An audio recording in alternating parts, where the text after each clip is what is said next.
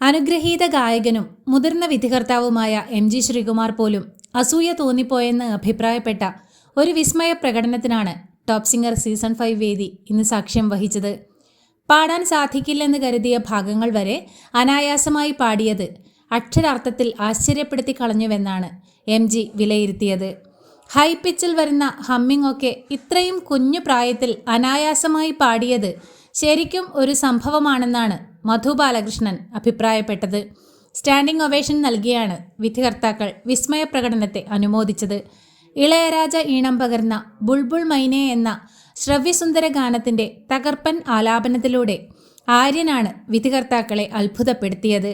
വിധികർത്താക്കളെ ആശ്ചര്യപ്പെടുത്തിയ ആര്യൻ്റെ തകർപ്പൻ ആലാപനത്തിന് സ്റ്റാൻഡിംഗ് ഒവേഷനൊപ്പം 99 മാർക്കാണ് ലഭിച്ചത്.